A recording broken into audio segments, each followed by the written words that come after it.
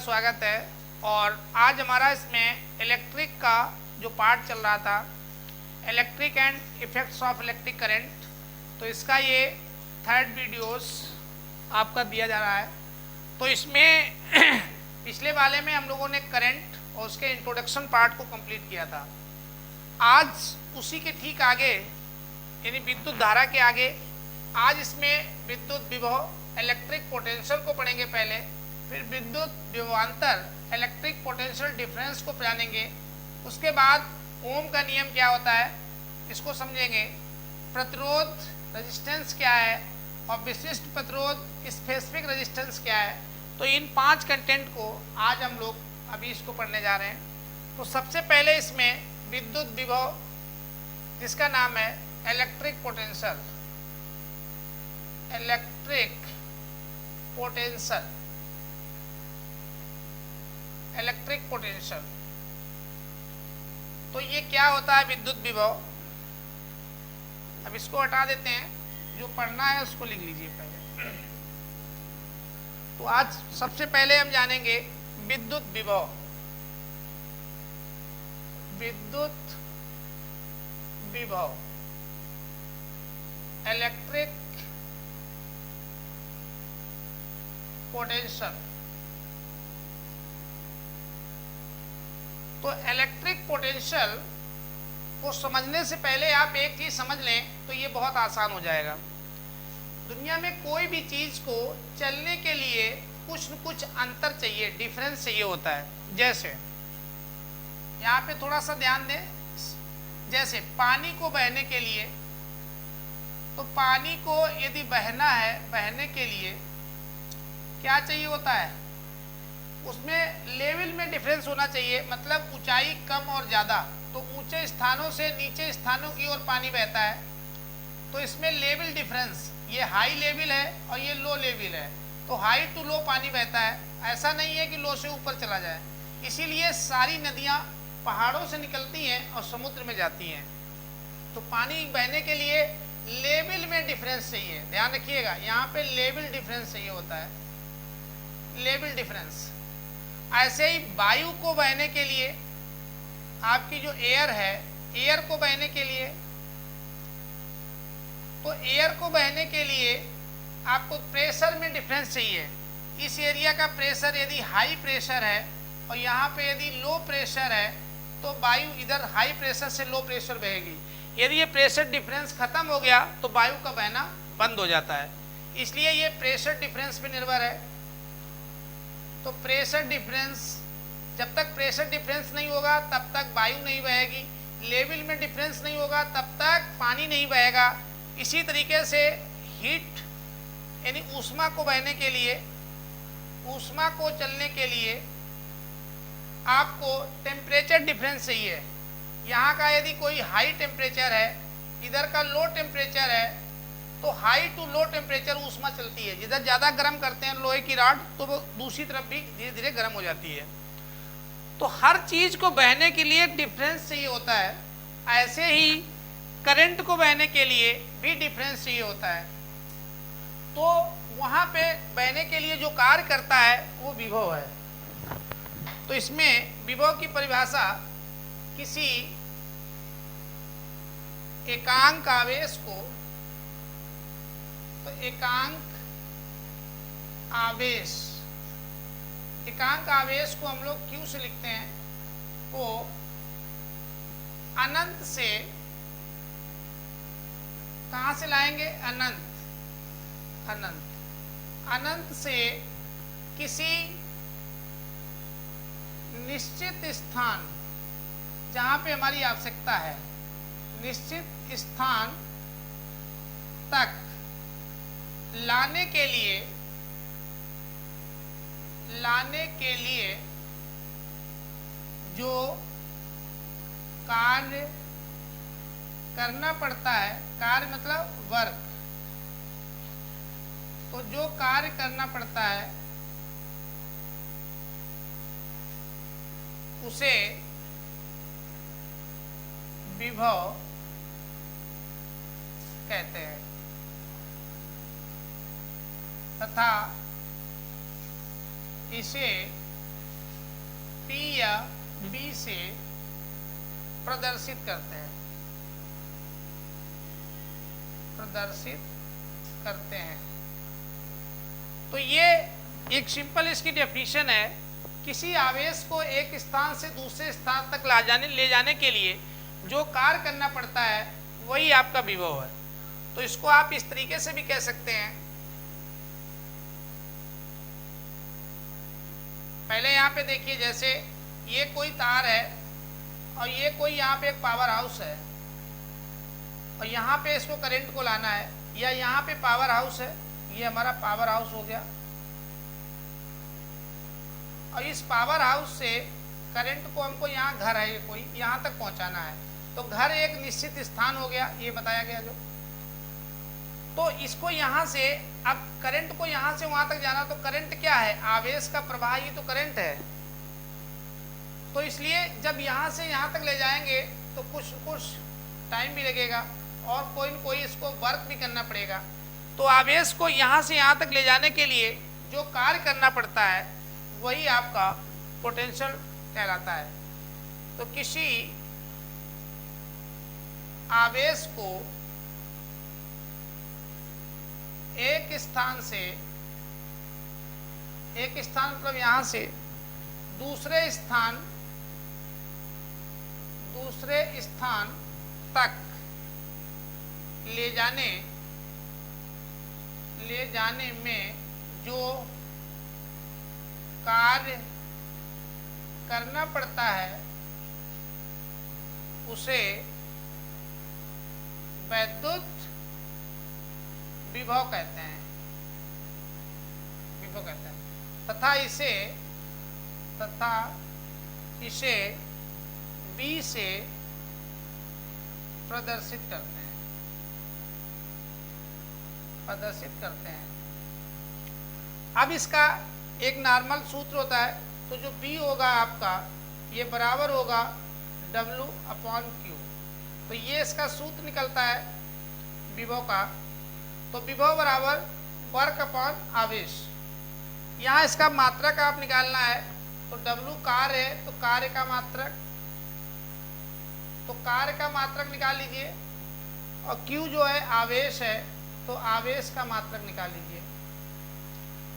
तो आवेश का मात्रक, अब इसमें मालूम है कि जो कार्य का मात्रक होता है, कार्य का मात्रक आपका जूल, और आवेश का मात्रक जो होता है वो कूलाम होता है।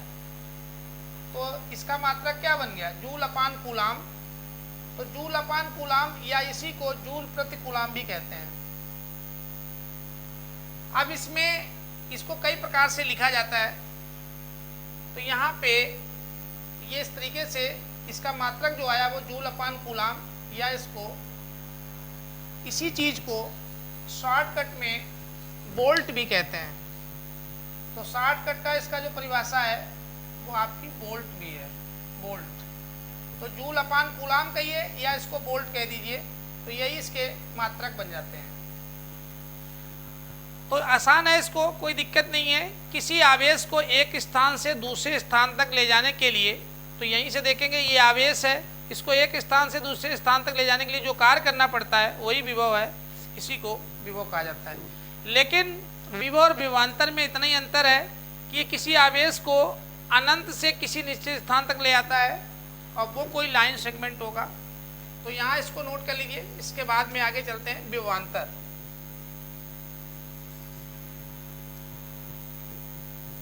तो अब इसमें विभवांतर देखिए क्या है।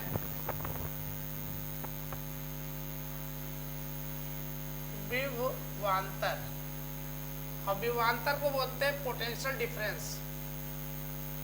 पोटेंशियल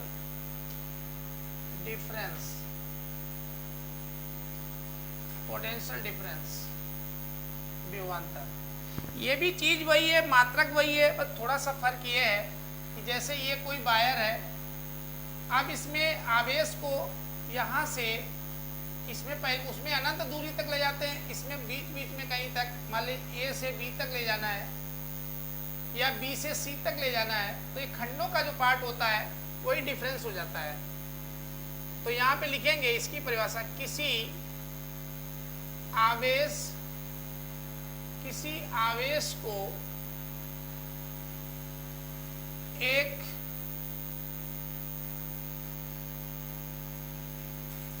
स्थान, तो एक स्थान यहाँ पे दिया गया है ये ए से किसी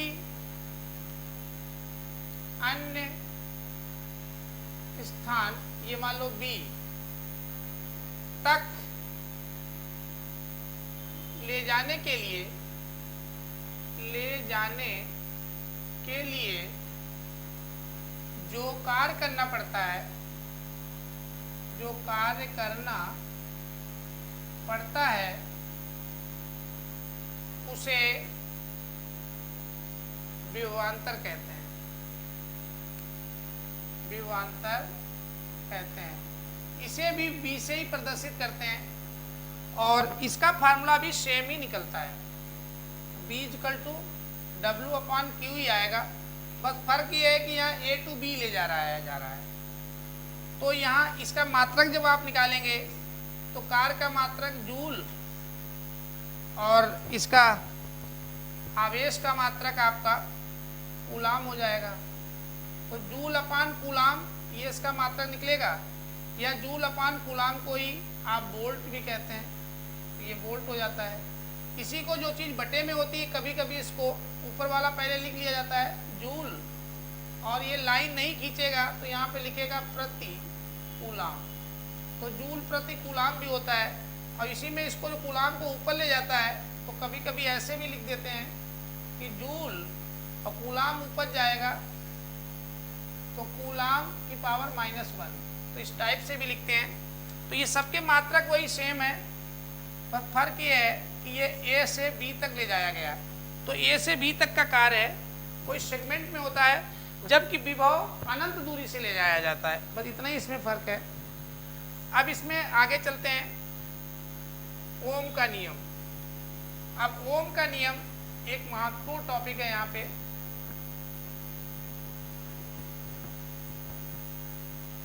तो ओम का नियम ये अक्सर परीक्षाओं में रहता भी है, ओम का नियम। तो ओम के नियम में ओम्स लॉ, तो ओम्स लॉ के नाम से इसको जानते हैं। क्या है ये ओम्स लॉ?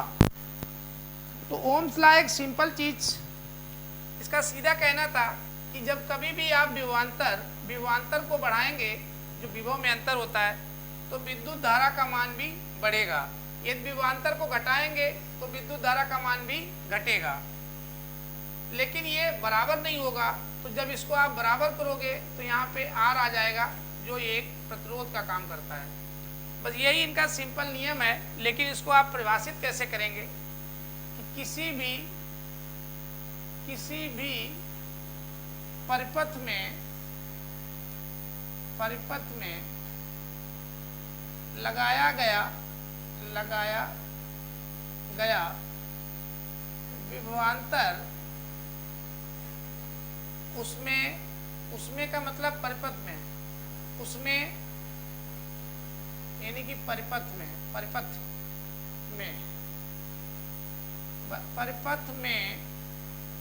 बहने वाली धारा, यानी कौन सी धारा? विद्युत धारा। तो विद्युत धारा जिसको आप I कहते हैं और विभवांतर को आप B कहते हैं, तो ये ध्यान रखिएगा। और ये अपनी डेफिनेशन में यहाँ पे लिख भी सकते हो, तो आपकी डेफिनेशन और स्पष्ट हो जाती है। तो किसी भी परिपथ में लगाया गया विभवांतर B, उसमें या परिपथ में बहने वाली विद्युत धारा I के समानुपाती होता है। समानुपाती मतलब प्रोपोर्शनल, तो प्रोपोर्शनल होता है। बस यही इनका नियम था ओम्स का। इसको बंद कर लीजिए। अब इसी के नीचे फिर आप लिख देंगे तो विभवांतर समानुपाती विद्युत धारा, विभवांतर को B से लिखा जाता है, तो B समानुपाती I, और समानुपाती जब हटाते हो तो हमेशा इतना एक कांस्टेंट ये डाल दोगे और यही बन जाता है ओम का नियम। तो ओम बाबा का ये नियम हो गया। जहां R जो है वो परिपथ का, जो भी परिपथ हमने वहां पे तार लिया है, परिपथ का प्रतिरोध है। प्रतिरोध, तो ये प्रतिरोध होता है, यही ओम का नियम है। अब उसमें ओम के नियम में पूछता है कौन से परिपथ ओमी है या अनोमी है, उनका एक ग्राफ भी देना पड़ता है। तो उस ग्राफ को हम आपको इधर बता दे रहे हैं, डेफिनेशन आपकी लिखी रहेगी सामने, यहाँ देखिए। तो ओमी ग्राफ, तो ओमी ग्राफ जो बनता है वो, इसमें दो ही चीजें हैं, विभवांतर और धारा, तो इसी के मध्य बनाया जाता है। तो ये ग्राफ ऐसे आप बना सकते हैं, एक तरफ आप वोल्टेज ले लीजिए, एक तरफ आप करंट ले लीजिए। तो यहाँ पे धारा हमने इधर ले ली है, वोल्टेज का मान ऊपर ले लिया है और दिए इधर धारा। तो इसमें यहाँ से नंबर डाल लो, यहाँ पे दोनों जीरो हैं। थोड़ा जैसे जैसे आगे बढ़ेगा, यहाँ पे 10 एम्पियर, 20 एम्पियर, 30, 40 एम्पियर की धारा, ऐसे वोल्टेज पे डाल लीजिए 100, 200 वोल्ट, 300 वोल्ट, 400 वोल्ट। अब जैसे जैसे हम वोल्टेज बढ़ाते हैं, मान लीजिए हमारा जब जीरो वोल्टेज था तो जीरो पे करंट भी जीरो, तब जब यहाँ देखिए जब B का मान जीरो रखोगे तो I का मान भी जीरो ही रहेगा। तो वोल्टेज जीरो होने पे करंट भी जीरो रहती है, तो यही रहेगा। जैसे ही हमने अगली बार में वोल्टेज को 100 किया, तो जो 100 करेंगे यहाँ पे, जैसे हमने वोल्टेज को बढ़ाया 100 पे लाए, तो करंट हमारी इस ग्राफ के हिसाब से 10 हो गई, यानी कि ये यहाँ पे मिला। तो 20 होने पे जो करंट का मान है वो तुरंत बढ़कर के 10 एम्पियर हो गया। तो ये 100 वोल्ट था, तो ये 10 एम्पियर हुआ। उसके बाद में जैसे हमने वोल्टेज को और बढ़ाया, 200 किया, तो करंट भी हमारी बढ़ गई। तो अगली बार में हमने वोल्टेज को 200 कर दिया, 200 वोल्ट, तो करंट का मान देखिए उसी हिसाब से 20 एम्पियर हो गया। और करंट को हमने बढ़ाया, 300 किया, तो इसमें करंट भी हमारी 30 एम्पियर हो गई। तो जैसे जैसे हम वोल्टेज को बढ़ाते जा रहे हैं, वैसे वैसे करंट का मान भी बढ़ता जा रहा है। अब इसमें ये देखा गया कि जिस तरीके से यदि सर्किट ओमी नियम का पालन कर रहा है, तो जैसे जैसे वोल्टेज बढ़ता है तो करंट का मान भी बढ़ता है। अब इससे जब एक ग्राफ खींचोगे तो ये सीधे लाइन ट्रेसिंग जाती है, एक सीधी लाइन जाती है।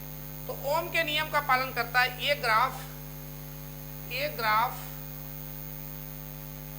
ओम के नियम का पालन करता है। तो ये कहा करता है। और इसके अतिरिक्त आपको कुछ ग्राफ ऐसे दे देते हैं और पूछते हैं कि बताओ ये ओम के नियम का पालन कर रहे हैं या नहीं कर रहे हैं। तो उनकी पहचान कर लीजिएगा। कैसे करेंगे? उसमें रहेंगे तो यही दो चीज़ें, एक तरफ वोल्टेज रहेगा, अब दूसरी तरफ करंट रहेगी। इधर मान लीजिए करंट ले लिया आपने, इधर वोल्टेज ले लिया। अब इसमें वो ग्राफ आपको दिखाएंगे ऐसे करके, ऐसे बना देंगे, कहेंगे बताओ ये ओम के नियम का पालन करता है कि नहीं करता है। दूसरा इसमें एक पूछ सकते हैं, इधर आपकी करंट, इधर वोल्टेज, इसमें ऐसे दिखा देंगे कि ये देखिए इसका नियम का पालन कर रहा है कि नहीं कर रहा है। एक और ले सकते हैं इस टाइप से, ये वोल्टेज हो गया, ये करंट हो गई, इसमें से ऐसे दिखा देंगे। तो ये तीनों ही ओम के नियम का पालन तो नहीं कर रहे हैं, क्योंकि जब आप चेक करेंगे तो यहाँ से जैसे हमने पहले को चेक कराया था, यहाँ पे ये जीरो है, वोल्टेज के मान ऐसे ले लो 100, 200, 300, 10 एम्पियर, 20 एम्पियर, 30 एम्पियर। तो देखिए पहले इसमें वोल्टेज बढ़ रहा है, करंट भी बढ़ रही है, वोल्टेज बढ़ा, करंट भी बढ़ी, वोल्टेज बढ़ा, करंट भी थोड़ी बढ़ी। लेकिन यहाँ से आगे की नौटंकी अलग है। अब जैसे जैसे हमने वोल्टेज को बढ़ाया, करंट हमारी कम होने लगी, और यहाँ पे आगे पहुँचकर 400 पे देखें तो वोल्टेज 400 हो गया, करंट घट के नीचे आ गई। तो ये ओम के नियम का पालन नहीं करता है, ये भी ओम के नियम का पालन नहीं करता है। यहाँ पे तो करंट कांस्टेंट है, वोल्टेज कांस्टेंट है, करंट भाग रही है, तो करंट यहाँ पे इनफाइनाइट हो रही है। तो इसलिए ये ग्राफ ओम के नियम के पालन नहीं करते हैं, जबकि ये ग्राफ ओम के नियम का पालन करता है, जिसमें एक सीधी लाइन जाती है। अब इसी में ओम ने यही प्रतिरोध जो था, प्रतिरोध की खोज भी ओम ने की थी, इसलिए इसी के नाम पे प्रतिरोध का मात्रक ओम रखा गया। अब देखते हैं कि प्रतिरोध क्या चीज है। ये किसी भी पदार्थ का एक गुण होता है, तो हर पदार्थ पे ये निर्भर करता है।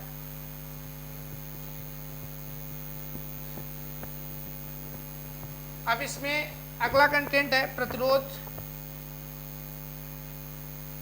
तो प्रतिरोध, जिसको हम लोग रेजिस्टेंस कहते हैं, रेजिस्टेंस, प्रतिरोध।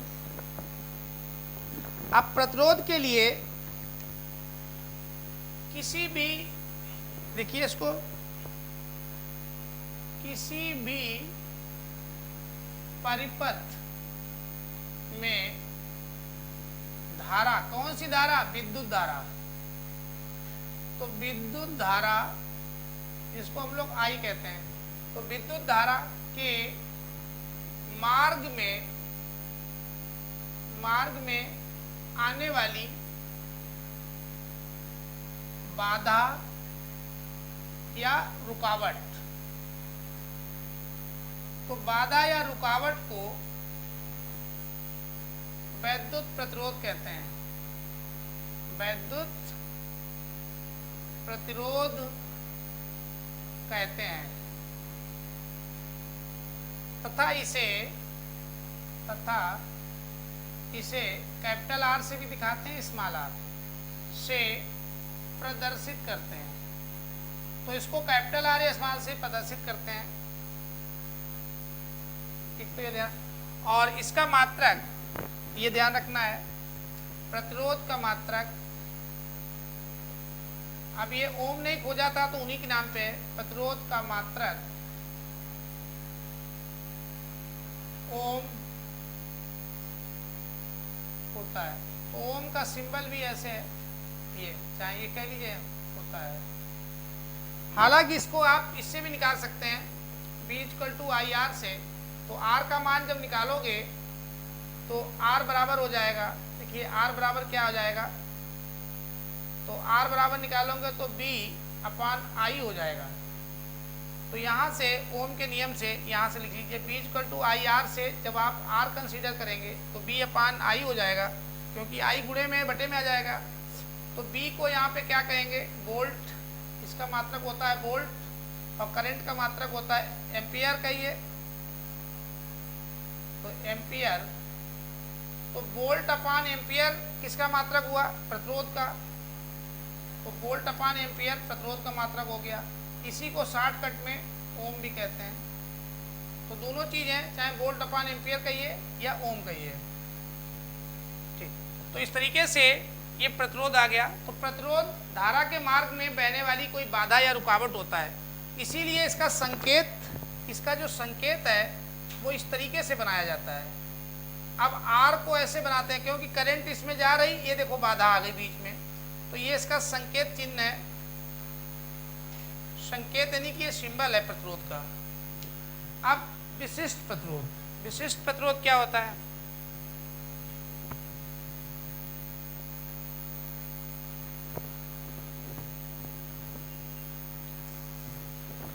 अब विशिष्ट प्रतिरोध थोड़ा समझने वाला टॉपिक ज्यादा है। विशिष्ट प्रतिरोध, तो प्रतिरोध तो समझ लिए, ये विशिष्ट प्रतिरोध स्पेसिफिक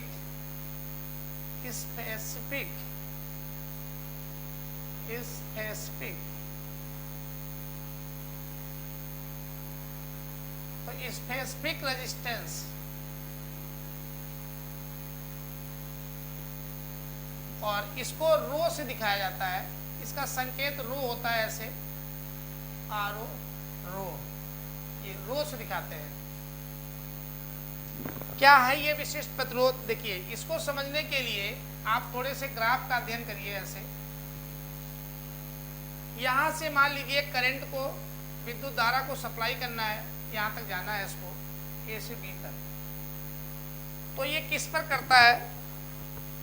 तो प्रतिरोध का मान जो होता है, नंबर एक प्रतिरोध जो होता है ये क्षेत्रफल, यदि तार चौड़ा होगा तो बाधा या रुकावट कम आएगी। जैसे रोड की चौड़ाई बढ़ा दी जाए तो चलने में काफ़ी सुविधा हो जाती है।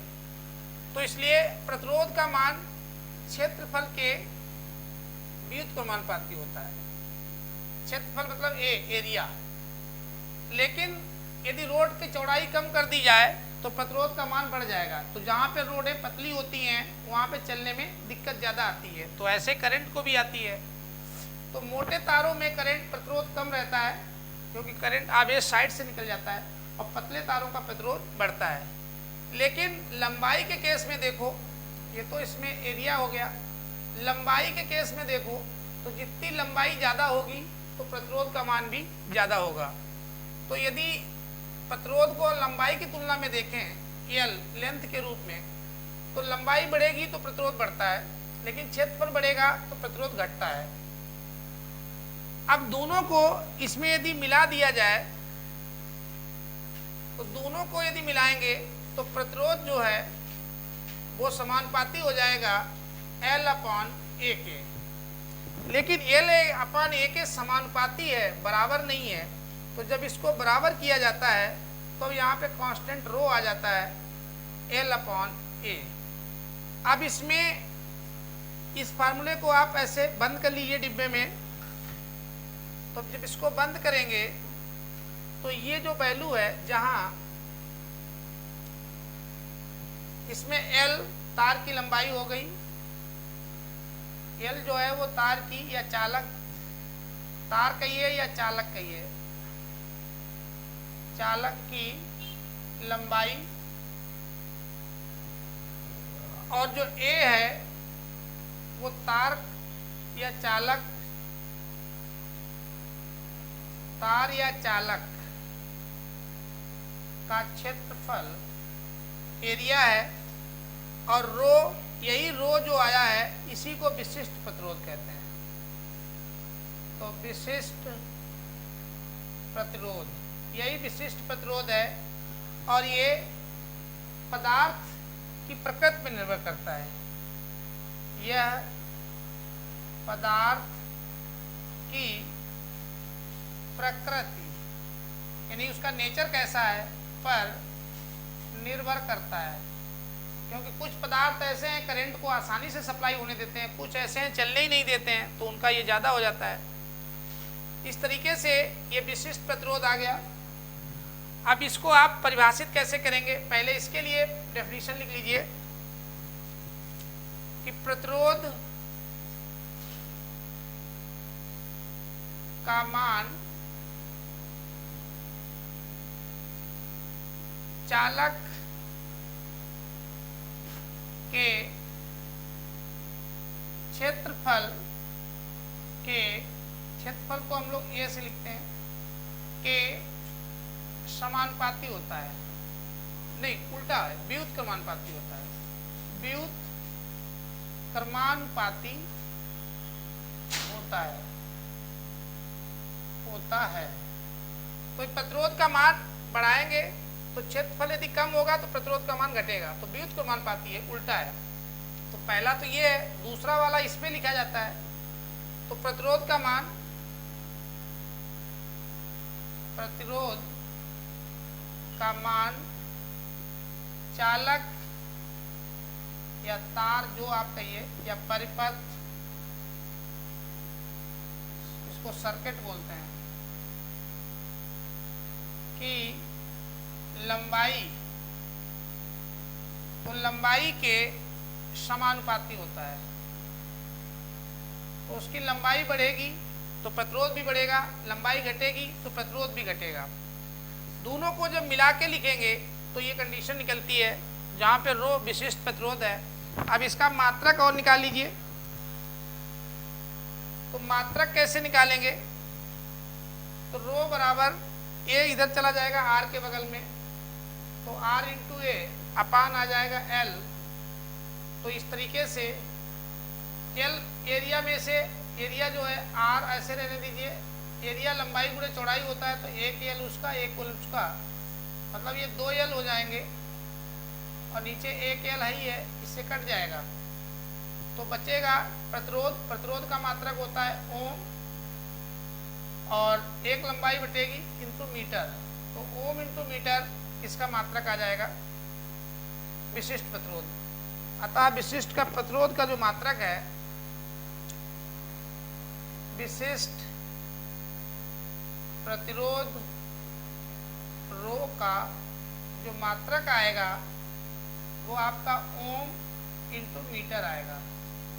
तो इस टाइप से आप इसको समझ सकते हैं। यहाँ से कई टाइप के न्यूमेरिकल्स रहते हैं जिनको आपको करना रहता है। आज इस टॉपिक को यही समाप्त करते हैं, फिर मिलेंगे नेक्स्ट टॉपिक में। तब तक के लिए बाय बाय।